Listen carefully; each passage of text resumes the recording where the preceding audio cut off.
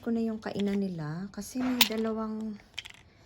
dalawang hummingbirds na nahuli ng pusa. Kinain. Kaya tinaas ko na. Hindi na maabot ng mga pusa. Buti na lang hindi si Scratchy. Ayan, mataas na siya kahit paano. So, ito naman ang kainan ni Scratchy. Scratchy, pahiram ng kainan mo. Ng yung feeder. Kunin natin. I-wash na natin siya. Wala na pala. Naku, sorry Scratchy. Wala na pala. So, i-wash lang natin yung feeder ni Scratchy. Dumi-dumi, oh. Hot water. Hot water ko siya.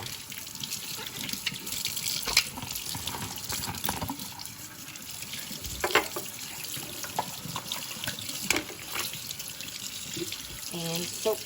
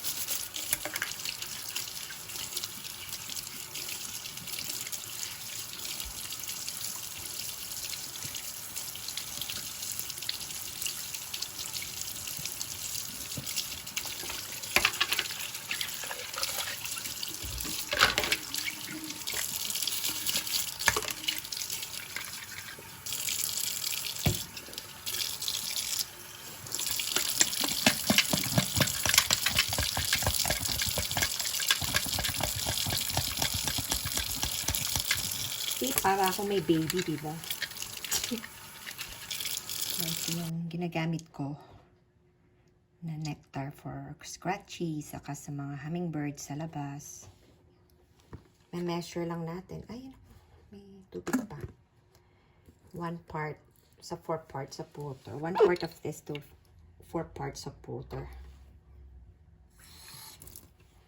Ayan. So, gagawin kong dalawa. Ayan. Dalawa. So, 8 parts of water siya. Oh, wala na. Ayan.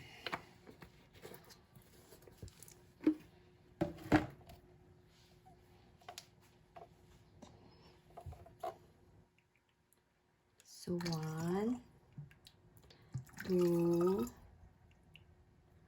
3, 4, 5, 6, 7, 8.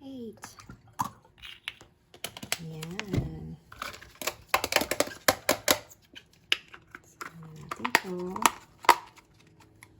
Hugasan kita mamaya.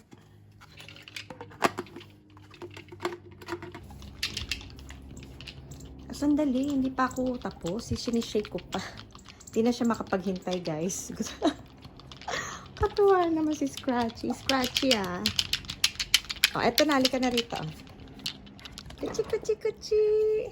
Eto na, taka. O, eto na. Inom